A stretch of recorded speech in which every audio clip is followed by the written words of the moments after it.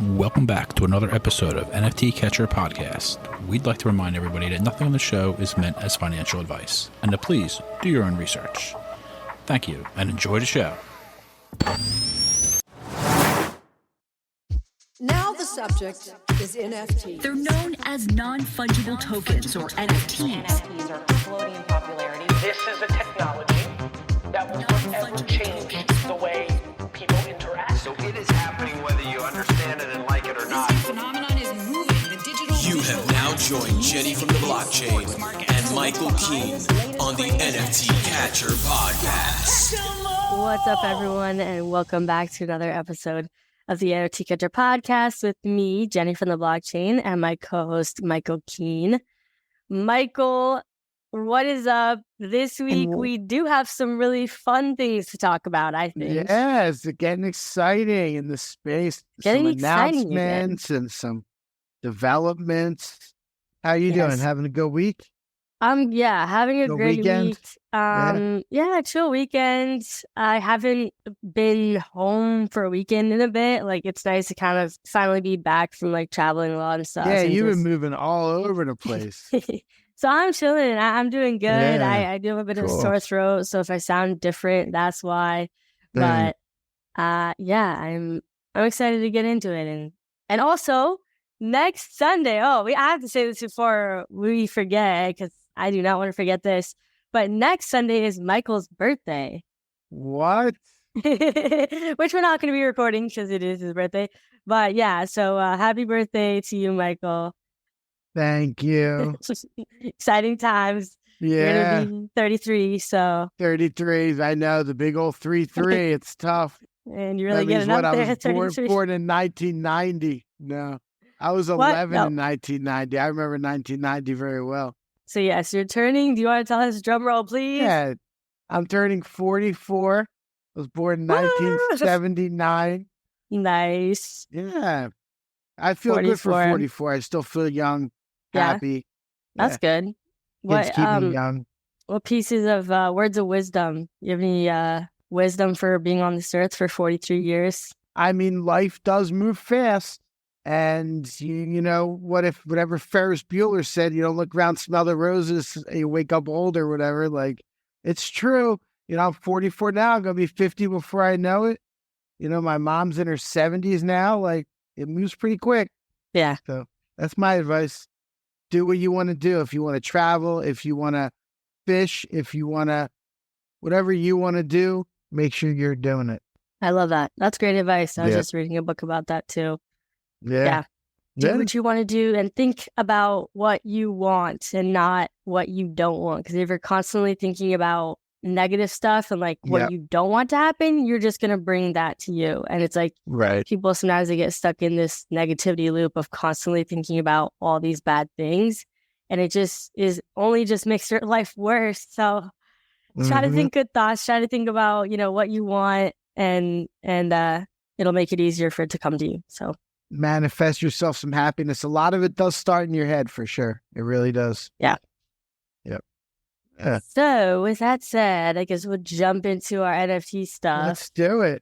I think we should talk about the Thread Guy. Yeah, for sure. That's kind of the biggest, juiciest thing we got. Yeah. So where are you at with the story? So what started happening? I think you might know a little bit more about. He started getting all these offers for his mutant. Yeah, Andy was saying right before you popped in, actually, that apparently Luca offered him $100K for his PFP. Apparently, Elon. Luca offered him a guaranteed $100,000 in royalties over the next year. Oh, in royalties? From what? From Pudgy Penguins or whatever. Okay. So that was more of rocks, a like, a year, to, like, getting $100K every year. Okay. Rock a Pudgy Penguin, a specific one with like a fishing rod. Oh, I see. And then I guess Luca would make that one famous and start to sell it and guarantee him royalties. Yeah. Okay. And then Bored Elon apparently offered him something, and I guess people just started offering him a bunch of stuff. I think it's like a super rare season 1 Opepen. There's like a 20 ETH Opepen. And I don't know what sparks people offering Thread Guy. I don't know if it was due to him running for the ApeCoin elections and not getting it, and then people kind of feeling like Yuga is not like valuing him or something. Because I did see something about that. I didn't know if it had to do with that or not. And then people were just being like, you should change your PFP. That. I told you I'd listened to his Twitter space before our show. He kind of squashed that. He's like, this is nothing with the Yuga or the ApeCoin. Like, it's all love. Like, I learned a lot. I liked it. You know, he might just be being a politician, but that's what he said. He wasn't like, fuck them. So he did try. He's like, that's all bullcrap, he said. And Illa was on his space from Yuga, so it didn't seem like there's ill will there. But that may have been the catalyst for some people starting. Well, for maybe not for him, but maybe other people. They wanted him to change his PFP. That's basically the whole gist of it. Which, by the way, Marka, in your Discord, he was saying that he said that his PFP change sparked it. He was saying that he changed his PFP. I think something about it to that. Yeah, to the thread guy Opepen, and he said he was talking to Jack in his DMs, and then Jack followed, and it caught like wildfire. I guess that's what he's saying. So shout out to Marco. Apparently, he sparked this thing, but essentially, what happened was everyone started changing their PFP to this. I don't know how the Opepen, maybe you can help fill in the blanks here with how that Opepen came about and how he got that specific one and how everyone started changing their PFPs. But all I kind of know is Jack Butcher, who, is famously known for the checks, the editions, and, that were going for a lot, decided to make basically an open edition. He says, Opepen Threadition. Oh my God, I can't even say it. For provenance purposes only and to redirect some economic energy to a massive contributor to this ecosystem. So basically all proceeds were going to Thread Guy, and he put out an open edition of this PFP for $2. You can mint one for $2. That is so cheap. So he's basically making minting fun again. There's been over 15,000 minted for $2 a pop. That's 15 ETH. And that's like, I don't know. I think ETH is 1,900 right now. So... How many did you say minted? It says 16,000, right? Is that what you're looking at? Okay, 16,000 has been minted? Yeah. Okay, so 16,000. I'm looking on the website now. 16,000. Yep. Times 0.001 equals 16 ETH times 1,900, which is the price of ETH. That's $30,000. So everyone was trying to get him to change his PFP, and Jack over here just creates this open edition and gives all the proceeds to Thread Guy. So now Thread Guy doesn't even have to sell his mutant or whatever, but he still changes PFP to this Opepen, and it's taking Twitter by the freaking storm. Everybody's changing their PFP to this, and it's just all over the timeline. It's all that you're seeing. And do you know it's open forever? It's an open edition. Oh, is it forever. really? Oh my God. So does it just go? I mean, I'm sure the smart contract has it so that it just goes to his wallet, right? Like the money? Yeah. Like Jack's not the middleman in this, right? Right. I mean, hopefully. Yes, right now. That's a trust thing. That's what Thread guys, that's what Thread guy said. He asked me for my wallet, and I gave it to him, and the next thing I know, they got this going on. Yeah, it's pretty wild. That's amazing. I know. And they're like, it was like listening to Thread Guy Space, it was like a love fest. Like, this is so organic, this community that's being created. Like, everyone's like bugging out. Okay, I'm looking into it. I think Marka actually made the art. I think that's what it is. What? Yeah, because this guy, just look at this post. Well, this guy Fluke shared this picture, and then he's like, he tagged at Marka for the mutant / Opepen hybrid of nightmares, haha. So I don't know if he made the hybrid version in the middle or the actual end result. I don't know, but anyway, regardless, is there anything else you know about this Opepen craziness that we need to report on? No, not really. But speaking of Marka, you remember he's big into that checks community. He's the one that did like the Checkade with the different games. Yes, yeah, that's right. His newest game is Tetris. Oh, and I happen to be like very, very good at Tetris. Just it happens to be the one game that I know how to play, and I'm very good at it. And his game, I'm number one on the leaderboard by like a good amount. What? And he's gonna, he's got a contest coming up where he's going to be giving away an Opepen, and I'm pretty sure I'm going to be able to win. They're going to reset the leaderboard. I need to get a score again, but I'm like really good. We started playing Tetris in 10th grade. We were in this biology class, and for whatever reason, we had like hours and hours on these computers to just sit and play Tetris in high school. It was a great high school, Northeast High School, Philadelphia. They really kept us working. But for whatever reason, I was able to just get really good at it. And I always played Tetris over the years when I'm bored on my computer. And now Really? that is coming in handy. Yeah, I'm pretty good. Okay, wow. I happen to be We're learning pretty something new good every at day. Tetris. Yeah. You're So I'm excited amazing for at Mark Tetris. when he puts his thing out there. Like right now, I'm leading. I don't know how. What's the many people are prize? Well, right now there's no prize, but the contest is going to be an Opepen. Oh, right. Okay, so the Opepen. This was actually my first time hearing about the Opepens, I think. I might have heard about it before, but it's my first time kind of, I don't know, really figuring knowing out what about was it going more. on. Yeah. So what do you know about the Opepens? I'm looking on OpenSea. Well, the Opepens were like, so Jack Butcher blew up when he did the checks, if you remember. Mm-hmm. But his original collection was the Opepen. The Opepen edition? That one? Yeah. Okay, So yeah, that- 67,000 ETH in Right. volume, and the floor is 0.755. That's Right. And Wow. I've been in and out of that one a couple times, like, because it got as the checks started getting popular, that one was worth less than the checks for a while. And then because he started talking about an Opepen FP or whatever, a PFP for it. So like, there's this, I have a hard time. I don't know. I'm not like super dot into what Jack is doing, but everybody talks about him so highly and all the stuff he's working on and what's going on. I wish he had the ability for people to DM him. Well, I know. Well, Mark actually is asking for us to get him on. Oh, let's go. Mark talks to him. Yep. Nice. So Mark is helping. Hopefully, I would love to get Jack on. That'd be really cool. So he could explain his ecosystem. I'm going to win that Twitter contest, the Tetris contest. Nice. Yeah. Okay, I was just scrolling to see. Oh, yeah, and the other thing was this just in, as of 35 minutes ago, Beeple had tweeted out. So Thread Guy was also saying, hey, Beeple, I have an idea for you.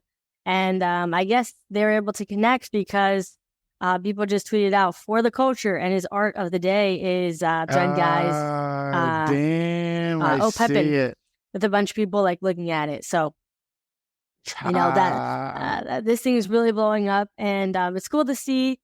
I mean, it's always nice when people are having fun again, and it's not just everyone complaining, but people are just excited and over something that's not even lucrative. That's what's so amazing. Like this is truly about community, and you can't really flip your Opepen when it's an open edition forever, and it was only $2. Yeah. So it's truly true. just it's just for people to show their support for Thread Guy, for all that he's done in the community, which I think has been a lot of edutainment, a combination of educating and entertaining. He knows how to get attention, that's for sure. He does. It's great to see people and kind of Thread rallying Guy's behind a him. genuine good dude. When we've met him in real life, he's always been really nice and like talk, like he's not like stuck up or anything. He seems like a real nice guy. Oh, he's such a nice guy. Always energetic, always positive. Yeah. We did have him on the pod. If anyone wants to go back and listen, probably a year ago or something. Honestly, it was before he was like really popular. Like, right. And he was kind of shy on the pod too. Like it was different. It was before he ever did spaces or anything. So yeah, that was quite the throwback. But like I said, it's great to see everyone rallying behind him and supporting. And I forget who, but someone was like, we knew Thread Guy wasn't going to do something like this for himself. So I love that Jack, kind of created this fundraiser for him. Like, that's super cool. I haven't seen anyone. That's pretty cool. Actually, I've seen some people do that. But it is, it's nice to see it being done for someone big in the community. Yeah, it's really neat. Really neat. But yeah, I think that's all we have on that topic. Oh, that picture you Unless just you have shared anything is else. funny. No, that's all I have. Yes. That's all I have on that topic. So ApeFest was finally announced. Yeah, and it's not where we expected. I don't No, think anyone thought it was going to be. Well, do you remember we talked about it a couple weeks ago when I said there's a rumor that it's coming to Asia? Well, didn't we have, when we had Laura on, didn't she say it was going to be in the US? Like, I swear she said, like, she's, yeah, like, I swear she said the US. You may have. I don't know. I don't know either. I need to re-listen to that part, but yeah. But go ahead. Where is ApeFest? Yeah, I was saying, and the one we talked about, one of my guesses when the rumor was it's in Asia, Hong Kong made a lot of sense. So it's in Hong Kong, which would be an incredible trip. I'm not going to make it. I'm not doing it. Oh, you're not? When is it? What are the dates? It's like early November. Okay. Oh, yeah. Early November. Yeah. Just with family and school and stuff. And, right. I mean, Hong Kong. Yeah, that's it's a lot. Yeah, it's a whole thing to go there. It's over 24 hours like each way pretty much. But I'm glad they're doing something big that isn't in the US though, because you know everything's always so US centric, like with events and projects, and it's nice that they're showing love to other places, and I'm sure everybody in Asia is super excited. Yep, and I'm sure it's gonna be a blast of a party. Yeah, Hong Kong's beautiful, futuristic. It's really, really nice. Oh yeah, you've been there before? No. Oh. But I know about it. Okay. I'm very well I wouldn't be surprised. Even in traveling. I know, I wish I was, but I've never been to anywhere in China, mainland or Hong Kong or Taiwan or anything. I need to hit up. One of my major bucket list places in the whole world is Lhasa, Tibet. In Tibet. Tibet? Where's Tibet? Lhasa. Tibet's like northwest China. It's, the Tibetan monks, and Tibet Tibet's like, it's kind of an autonomous zone, but the Chinese military takes them over and wants them to be part of China. It's like, it's a whole weird thing. But Lhasa is the city where the Dalai Lama has been for like 1,000 years. Now the Dalai Lama had to move to India because of the fighting. This happened in like the 80s. But Lhasa, Tibet is way up in the Himalayas, one of the most beautiful, unique, like shut off cities. Interesting. Check it out, Lhasa. There's a movie by Brad Pitt called like 7 Years in Tibet. Oh, okay. That you can kind of get a feel for it. Yeah, you kind of get a feel for it. Yeah. Interesting. Yeah. So where are we going with that? That was we were just talking about Hong Kong. Oh, ApeFest in Hong Kong. Yeah. But I'll take anytime I can to talk about travel. Yes. Yep. So, but also they announced, and I think this is the sweeten the deal to make the Americans not mad, on August 26th is Fuck It Saturday in Miami. Hey. So we have a 2-year Ape party. We'll all get together. I know there's a lot of people flying in already. August 26th. Interesting. Yeah. They haven't announced many details, how to get tickets or whatever. They did say it's going to be through token proof. It's a 2-year anniversary of the mutant drop when they said, fuck it. That's why it's called Fuck It Saturday. So it's a mutant party? I'm sure the apes will get first dibs. Right. I'm only guessing, but it's a 2-year anniversary of the mutant. That's dope. They announced it like right at the same time as ApeFest. Yeah, it's really exciting. And you, speaking of mutant, you still have your mutant. So. Yeah, I still have my mutant. Yeah, I'm a mutant. I'm an ape. So you can get in. Yeah. So they closed down the old Magic City Apes chat. One of the ape. Yeah, the ape who started it. That's why they closed it. Yeah, they were just like, it's just like, done. well, now that Michael's gone, no use. They opened up a new one, and they brought me in because I am. I saw my mutant. The person who originally founded the first one won it out. I'm not going to name names. Talk about it in the drama. Wait, who it? Oh, okay. You have any hints? Yeah, it's not my place. I'll tell you. I'll happily tell you afterward, because you know the person. But it's not my place. Sorry, listeners. Say it out loud. Fair. Very fair. Yep. I'll tell you afterward who started it and who won it out. But they started a new one up, and the person that was like, I'm going to make sure it's all apes in there, because there might have been some people like in the old one that sold their apes and just hung out in there. And I was like, I still got a mutant ape. That counts, right? And they were like, yo. Nice. So I'm in. Well, there we go. Yeah, I know. And I was all worried about that. You're like, But my guys. PFP is not an ape. And everyone that messages in there, their PFPs are apes. But Oh. I like my PFP. Yeah, your eagle. Yeah. That's cool. Fly, Eagles, fly. So ApeFest Hong Kong, fuck it, Saturday, Miami. Next up, we have Beanie is back. Why is that a topic? He's been back for the past couple weeks. Will you cut that down? It's fun, though. We should talk about Beanie, what went on. The topic is just Beanie is back. Should we talk about what went on behind the scenes? Or no? Have we not talked about that yet? No, we haven't talked about that on the air. Oh, you guys, we have some juicy juice that, yeah, I guess we could talk about that. Yeah, might as well. Well. Yeah. Okay, well, why don't you start it off? Well, basically, so when Beanie came back, he just started tweeting his normal kind of stuff. And I just randomly messaged him. Jenny and I had talked way in the past. I was like, let's get Beanie on. She's like, nah, he's a piece of crap. We're not trying to get him on. And but I was like, hey, nice to see you back. Come on the pod with Jenny and I. And he was like, Jenny, send me a link. And I sent him a link. And right away, he to my sends profile. Back, yeah, to your profile. And right away, he sends back, no, not to your OnlyFans or something. No, to my Twitter account. To my Twitter account, okay. The link. Yeah. So he sends back this tweet from a year and a half ago of you quote tweeting the NFT ethics and saying this guy's a scammer with something. Yeah. Or basically I was like, yeah. What did you Charles. say? Yeah, why don't you read it? That's right. Why didn't you read the exact? I called him by his actual name, Charles. Michael's going to pull it up. But basically, I never really wanted Beanie on, but I know that Michael was always kind of down. So, I was kind of like, I mean, if you really want him on, maybe, but I'd really rather not have him on because I'd rather not highlight, a known scammer. That's just, but, Michael thinks he's a trading god and it would be great to pick his brain and stuff. So it's yeah, but we don't know if we're going to bring him on. Basically, that's kind of where we're at.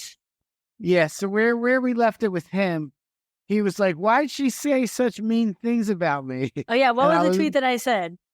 Let's see. Here it is. Let's see. You tweeted, "Beanie's real name is Charles. He's been scamming people for years and is a pathological liar. Can't say I'm surprised." And he was like, "That will be a fun chat." And he was like, "Why'd she say such awful things?" And I was like, "I don't know. You kind of have a reputation." And I gave a shrug. But I've always reserved judgment on Beanie. I know. He has this soft spot in your heart. I get it.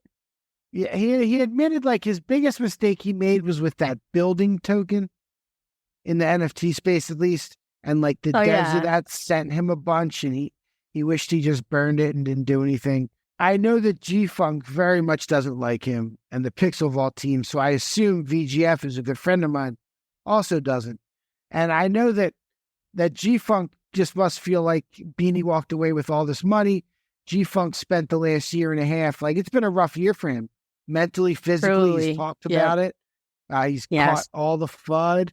The price has gone down. The value's been lost. And he just looks at Beanie like he walked away. Beanie looks at it like he didn't want to leave. He didn't want to leave. He got bought out, forced buyout. He feels like, in his words, he quote unquote got thrown under the bus. That's from his words.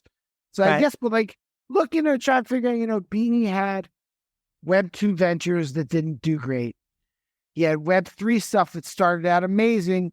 And then the NFT ethics thing came out and he just. I mean, to be fair, that's that was just the straw that broke the camel's back. But there were so many bumps along the way. There was a lot of people that didn't like him. I would say equal 50-50. People didn't like him. Yeah, I think he was 50-50, very controversial. Yeah, yep. Very controversial. People did not like him. Andy didn't like him famously. Yeah. Andy tweeted, "Fuck you, Beanie." Beanie one time tweeted, Beanie tweeted, "If you have a red circle in your profile, you're the douchebag or something." And Andy just Is that what triggered Andy? Because people with the fuck circle, you. That was from Beanie. yeah, people that had the circle that meant that they The Omi, were a VV Omi collector. token. Yeah. Oh my god, that's funny. I wonder if Andy's gonna leave that in or cut that out. No, That cracks me I up. hope he leaves it in because knowing Beanie at this point, the way he saved that tweet, he's gonna listen. The to fact this. that he pulled up my tweet so fast to be like, "Oh, she tweeted this about me," like in real time. You were messaging him, and I was there, and he tweeted back. He replied back so fast to you with my tweet. I know the fact that he had that in his memory, like that's he's crazy. yeah, he must have a Rolodex of people that talk shit on him. Because he said to me, he's like, "I know you're a good guy." Hopefully, he still thinks it after hearing this. I'm trying to be fair and nice, I just telling it like it is. But so we left it. He was like, "Message me next week, and we'll see." And that was like a week ago. That was like 2 weeks ago. So we haven't even circled back. But oh yeah, he said he's going to start his own podcast where he is going to have founders of projects on, and that he has no stake in or anything. You just ask him all the tough questions. Like, it'll honestly be very interesting. The dude's smart. The dude's really smart. He knows what works. Like, I don't know. Well, maybe you should circle back and invite him on. Yeah, I'll tell you, I have my notifications on because there's going to be an alpha call at some point that I don't want to miss. Oh my god, Michael's like his number one fan. No, definitely not his number one fan. Like all right, number 10.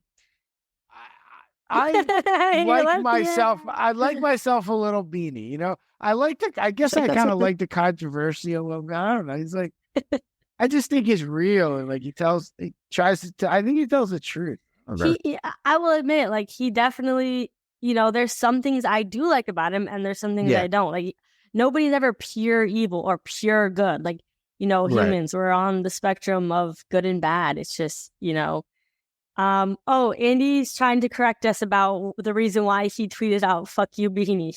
Oh no.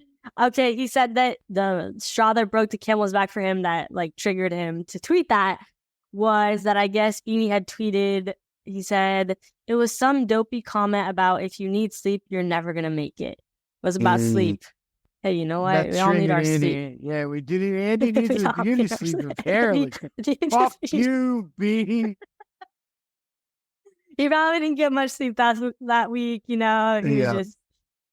Yeah, exactly. He's just like, nah.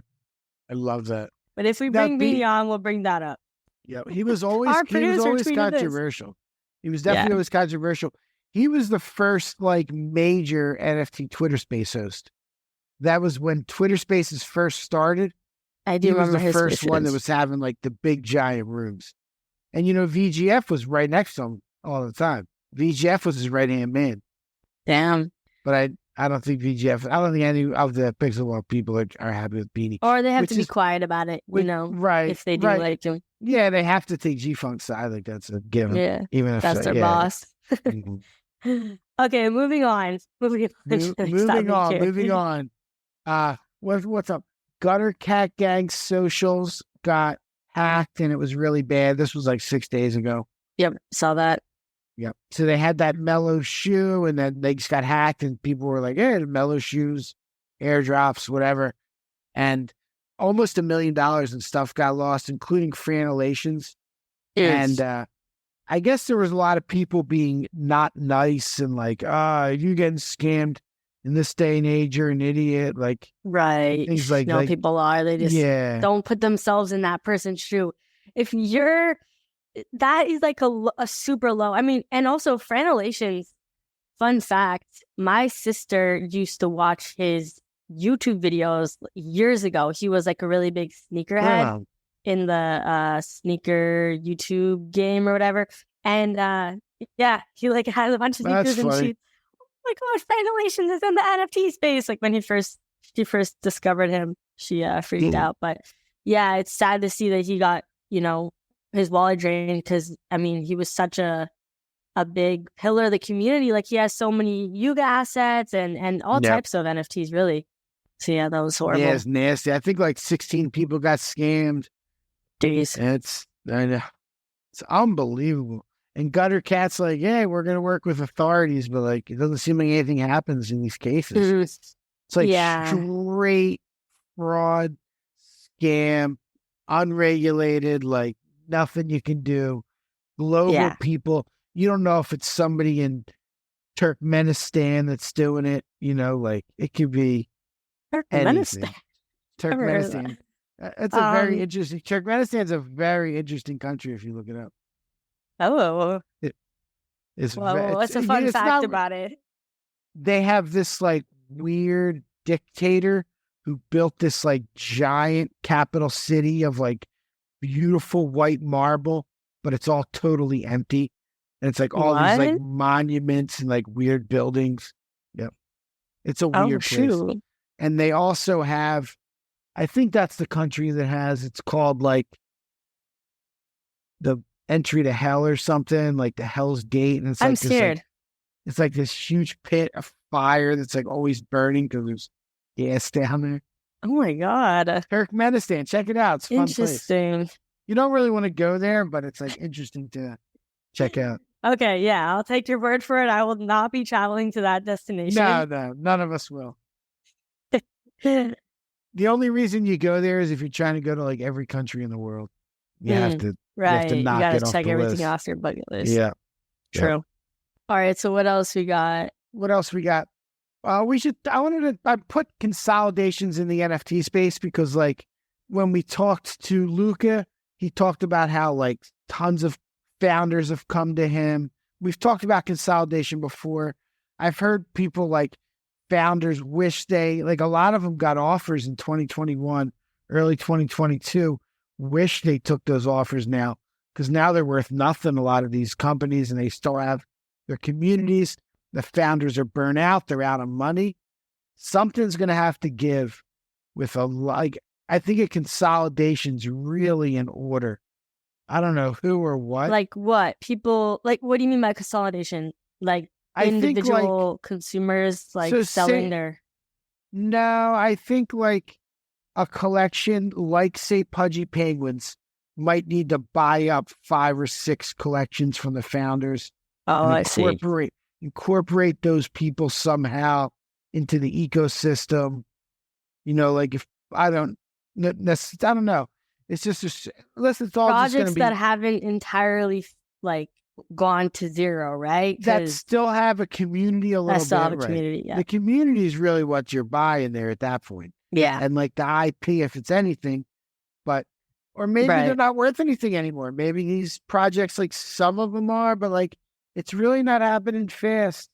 People used to buy out projects all the time. Do you remember when like, I'm trying to think of solid examples here. There was this one whale project or elephant project. I was going to say elephant. Yeah, I remember that one. Crazy. And then somebody just freaking bought it out and just paid him a bunch of money to hand over the contract. Like, what? Yeah. And that was didn't happen enough. That didn't happen enough. Like, I don't know. I think like, because the founders, everybody was like the founder of a project was basically you were good enough to put some art together and get the mint together. You know what I mean? Like you weren't like really finding a business. You would like put some ideas. We're going to do comic books. It was a very, lucrative first business idea for a lot of people like that were ambitious and are like, you know what, I'm really going to go for it. There wasn't much of a chance of failure. So there was a lot of people just, going for it and striving. But also, it also takes money to make money. I mean, a lot of people did have to like up front pay for things. You got to get a dev, you got to get someone to do the art. We had Gigi on our last interview and she was saying that they spent like 30K. She spent $30,000 for her minted. art beforehand. Yep, just for the art. So I mean, it's not like it was just like, I mean, I'm sure there were some people with like, okay, just paying a Fiverr artist like $100 or something. Yeah. And most of the time, the way it was working is people were getting percentages of the mint. So like your smart contract guy would get 5%, the artist would get 10%. Like, and they would do it like that. And everybody would take money. And as the mint came, the money would all get distributed. And then there was no money left in these projects. Yeah. That's what was happening. Right. Yeah. And then they had to rely on royalties, which were good and totally easy it was to rely for a on while. I know. Now they're not so much a reliable source of income. They're more like a little extra bonus. Yeah. But they're definitely not like There's that's what Luca none, was telling us. yeah. It's not sustainable for the royalties to be your only, way that you're bringing in money as a project. So that's why we see a lot of these projects raising or selling to their customer base instead of just giving free. They're having to actually sell things and make money to continue to run their business. Like Azuki, they did good. They did good. Yeah. Oh, 30. and all of a sudden, nobody's talking about Azuki anymore. We all know how it goes. A couple of days. Yeah, you got like 2-3 days max of being the center of attention, good or bad. And then they're sitting on $38 million. They're happy as can be right now. They're happy as can be. Yeah. Over at Azuki. Zagabond is sitting pretty. So like we talk about scammers and like Beanie's ostracized, but Zagabond is allowed to stick around. Well, I don't want Zagabond on either. Yeah. Well, I didn't say that. I just mean like the general sentiment of the population. I feel like that's a scammer. That's a dude that will do anything. Yeah. For some money. Yeah. I feel like, I don't know. I often feel like the best thing to do is to just not give that person your attention, because it's just like the more attention that gets put towards negative stuff, like the more that attention is still a currency. It's still seen as a good thing, whether it's negative or positive attention. So regardless, if you're putting your energy towards something that you don't even believe in or someone that you don't even back, it's just like you're just adding to the cycle and you're just making them more popular. So that's probably why I don't want Beanie on. That's probably... I know. I know. It is like, I do think about that when you have somebody on. I wouldn't mind having the controversial people on, having conversations, talking to them. I don't mind asking the tough question, but you are, in a sense, platforming them, endorsing them. So it's kind of a double-edged sword. Who are the positive people? Who are some of the people that you think are like super in the positive? space? Yeah, like do positive things. I mean, like Carly Riley. I've never seen her get into controversy. Do you know she does? She's doing like 3 or 4 episodes a week, and she's traveling too. She's doing on the road stuff I know. now. She's doing some on the road ones. Going to interview and she's having OpenSea sponsor her stuff. She's doing them live. She's having the whatever, if she was interviewing Betty, for example, all the dead file holders could go and RSVP, and it's like token gated for you to come to the in real life interview. So she's doing really cool things. I do love what she's doing. And we're going to be getting our bottle of gin soon. You no get way. You're going to get a bottle of gin from that. How? And if the NFT she sent will be able to be burned for a burned or redeemed or whatever for an overpriced gin. A private label bottle of gin. Yeah. I'll definitely be keeping the bottle. I know. I might drink it and then just keep the empty bottle, or I might just keep it unopened. I don't know. I'll probably keep mine gin? unopened. I had never had gin, actually. I don't know if I actually don't like gin, so maybe I'll just leave it unopened. Because, But that's awesome. I'm excited for that. That's great. Yeah, that'll be really cool. Speaking of alcohol, side note, what is it called? So I don't know if you saw, that guy, what is his name? Shiv? I think that threw a party at that after party at VCon. I remember. Yep. Okay, so I didn't end up going to that because I was burnt out, but my sister did. Anyway, so that guy ended up, he like tweeted out like maybe a week ago that he was like coming out with a wine, and I was like, oh, like I don't know, I just thought to support because I was like, oh, he threw that cool party, whatever. Like, and it was like $100. It was kind of expensive, but I bought it. And it's like 30% alcohol, so it's like super strong. And I like tried something that was like super, super strong. But yeah, it was cool. Like he came out with a wine, I guess. Wow. So yeah, Myrtle wine or something like that. That's wild. 30% wine. I know. It's supposed to be kind of like thought of as like a dessert wine. You know how those are typically higher alcohol content in a smaller quantity that you drink. So it's kind of like that, but I just don't like the You're taste just of wine. So I chugging don't know it. why I bought it. No, I mean, no, literally, I don't I had like to the mix taste mine of with wine like some either. juice and just like Yeah. chug whatever I poured because I was like, oh, this is. Ugh. But Nasty. it was cool to support and whatever. That's funny. I don't really drink. I Yeah. think the same thing about wine. Like, even Yeah, if I'll it's have so real gross. nice bottles of wine, I'll just be like, ugh. It just I'd has that rather- like so alcohol. Like I hate the alcoholic taste. It's like, Yep. it's just like alcohol. Yeah, I don't know. Like, people that like wine, I don't get it. I think they like tolerate it, and like it's like cool to like it. Right. Well, it's like fancy and bougie to like Right, it. Like all right. the bougie people like wine.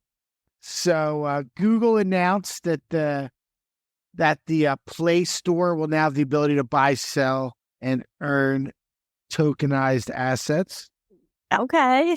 I don't know what percentage Interesting. they're going to charge, but yeah, it's good for NFTs. So like, if games or whoever wants Yeah. to sell NFTs wants to be on there, they can do that.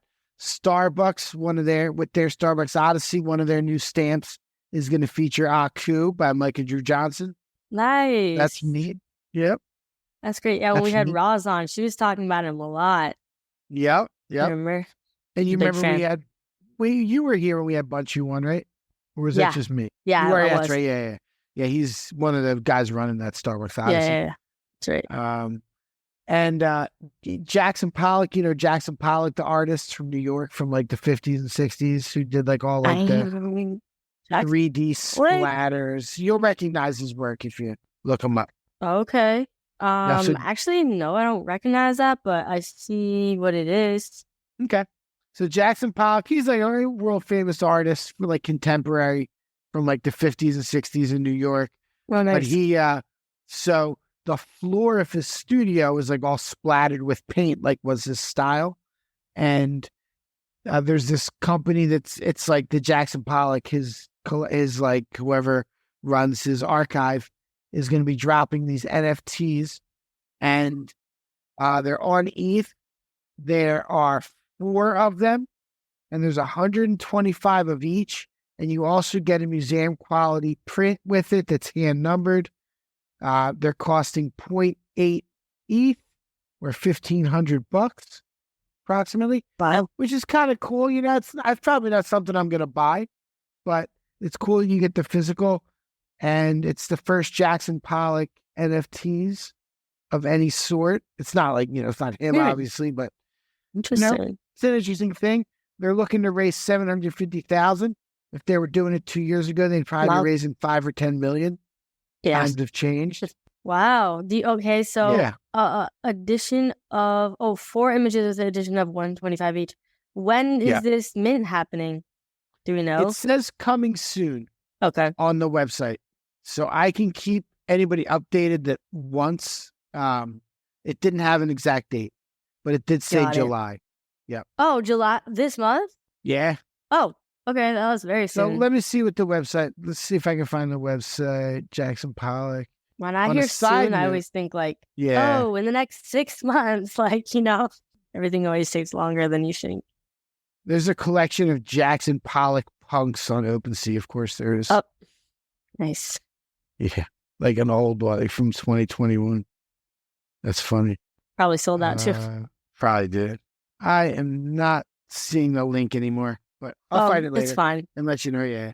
So it's but it's Jackson Pollock. It's kind of neat. I don't know if it's going to get any buzz. Probably not, but it's something that people are really into art, are really into him. Yeah. I came across one of his pieces. I think it was in like Amsterdam or Prague. It was a special exhibit. It was Warhol and Jackson Pollock, and there's like this huge mural, and like it's just his stuff is literally just like splattered paint. But you can see it was like all 3D when you can like see it in person. It was kind of interesting, kind of neat.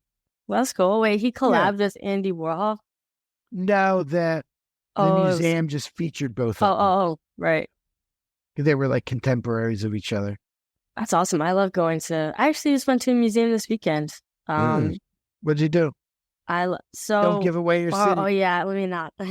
Well, basically, I was just walking around this area that was really big and had a lot of stuff going on, and I went to the botanical gardens. I went to a museum. Like, it was just really nice. That is nice. It was just nice.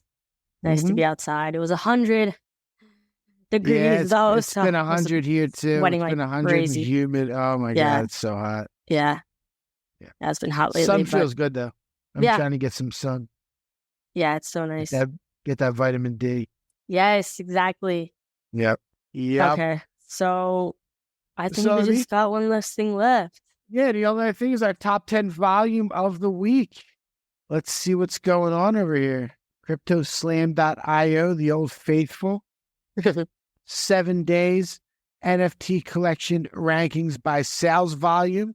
Number 1 are the BRC20s. They're not specific. BRC20? Yep. It's the like the Bitcoin. It's not specific collection, but like all the BRC20s. Yeah. So like the way it comes on here, because you'll see number 4 is the ordinals. So there's the other kinds of NFTs on Bitcoin. So it's interesting that the BRC20s are doing so much volume at $10 million. Bored Apes is number 2. The Captains is number 3. Gods Unchained is number 5. I said Ordinals is number 4. Gods Unchained, good for you. I mean, my sister just the other day, she was like, I'm playing Gods Unchained right now. Like we were on the sofa. So CryptoPunks number 6, D-Gods number 7, So Rare number 8, D-Market on the Mythos blockchain once again, which I always forget to look up and figure out what it is. And Azuki Elementals, the collection that just killed it for Did you see Azukis. Dingling? Is it like accumulating those? Like I know he Dingling's tweeted a out. major Azuki holder. Yeah, He's accumulating elementals now. Well, he had tweeted about like wanting to like trade for, I don't know, more aesthetic ones that he liked and stuff. And I guess he was doing a bunch of trades. But yeah, he's a big Azuki bag holder. I think that's one of the reasons it does so well. Because like, yeah, it definitely. Yeah, I mean. So he's kind of the Pranksy of our time. Like people used to really, I think in like 2017, 2018, 2020, people really, and 2021 too, people really looked up to Pranksy as like the big whale buying all the stuff. If he buys, you buy. Dingling, I feel kind of took that role. Like, and you know, now it's like, oh, Dingling has some like, and Dingling is the type that, okay, he buys like not one, like hundreds of everything, you know, and he just has so many different NFTs. But the difference between him and Pranksy is that Pranksy actually sells and makes money, and Dingling just buys and holds and doesn't sell shit. Literally, I don't think he's ever even sold an NFT. Like I remember one time he tweeted out, which he made his, I'm pretty sure he made his money by being super early in crypto. Like super, like freaking must have bought Bitcoin at $1 or something. But he probably bought like 1 million ETH at like 50 cents or whatever. Yeah. But apparently he's like young too. Like he's not like some like, you know, older established person. You know, will he come on the pod? No, I've invited him before, but he's never been on any type of thing. And how long will do very a voice anonymous. Changer?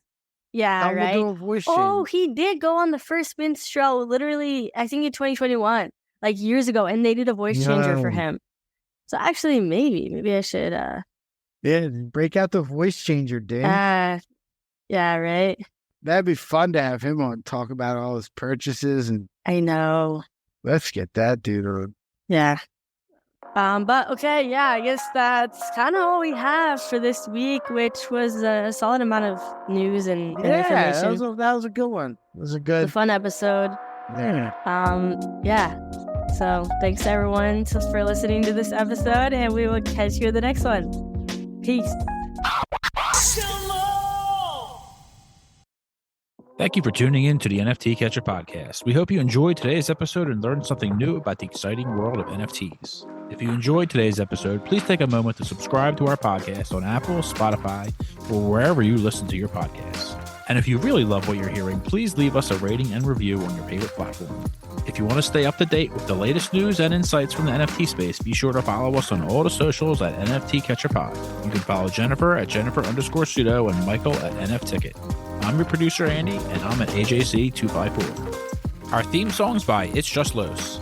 We always appreciate your feedback and support, which helps us reach more people and bring you informative and engaging content about NFTs. We look forward to bringing you more great NFT content in future episodes. Thanks for listening.